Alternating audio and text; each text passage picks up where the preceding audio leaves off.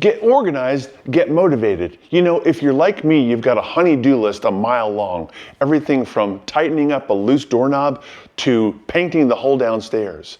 And so you come out to the shop, you come out to the garage to look for a tool or to get started, and you can't find anything because of the state of the shop.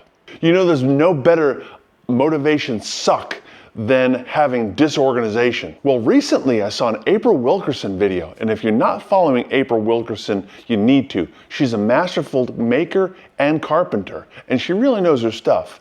Well, in this video, she was presenting an alternative to the French Cleat design. Well, traditional French Cleat is a piece of wood that's cut at a 45-degree angle. You mount that to the back of your cabinet or to your tool hanger. And then you make a rip also at a 45-degree angle on another piece of wood. This is screwed to the wall. So then when you need to hang your cabinet or your hanger, it just rests right in there. Now, the French Cleat is very strong and very flexible, you see. But what April Wilkerson did is she created an alternative to that.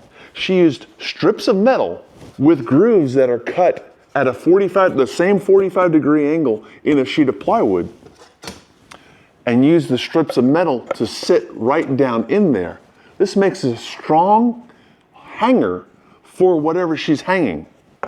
So I said to myself, that would be a perfect alternative to my French Cleat design, because my French Cleat really didn't give me a lot of flexibility. I found pretty much wherever the tools went, they stayed there. It wasn't terribly easy to move around, and the spacing was such that I didn't have a lot of real estate to reposition and move my tools around. So I made the cuts, and if you want to see how I landed on the process of making 222 45-degree cuts in 2 sheets of plywood, click the link in the description. But that's a different subject. Ultimately, I landed on the Craig Rip Cut. Huge time saver to help make all these cuts. So I made the cuts and I mounted the plywood sheets, 2 sheets of plywood to the wall. It's imperative you hit studs when you're hanging these sheets of plywood. So I ran out of 3-inch drywall screws, and I'm so glad I did, because I ended up using these Deckmate 2.5-inch screws. I really like the fact that this Torx head holds it and bites a lot better than a traditional Phillips head. I used my Ryobi oscillating tool to clean out the grooves, because not all the grooves were clean for these strips of metal. So I cleaned those out, and then I started making hangers. Now what happens is the hanger just also has an opposing 45-degree groove cut in there to receive the piece of metal. Then you just shape it to whatever shape of the tool that you need. In fact, you can see that I used the oscillating tool to carve out the grip of that. And then when your hanger is made, you can just hang it up.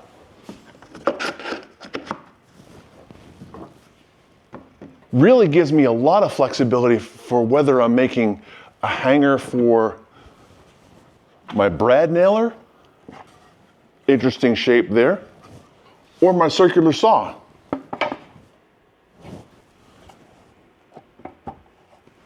Tons of options.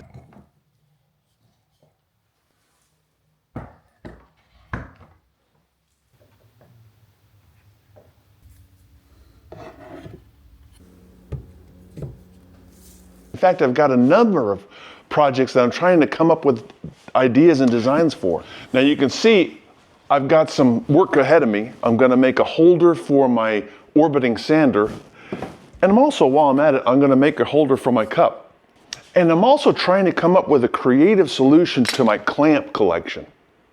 Now, truth be told, this was a tedious project that took me days in order to make all these grooves. But I am so glad I did, because it gives me a lot more flexibility than I had with the French Cleat. Now, periodically in the future, I'll be posting videos of how I made each of these hangers. If you have any suggestions for any tools or any ideas about how I could do this better, let me know. Drop them in the comments below. And if you think that the April Wilkerson French Cleat alternative wall is going to work for you, let me know that as well. Or if you think it's just a complete and total waste of time and you don't really need to do that, let me know as well. Now we've got a few projects coming up in the future that I don't want you to miss, including this ash nightstand that matches the bed that I made. And here's a hint of another project we got coming up. So be sure to like and subscribe so you don't miss another informative video like this one. I'm Eddie Field with Field Guided DIY. You got this.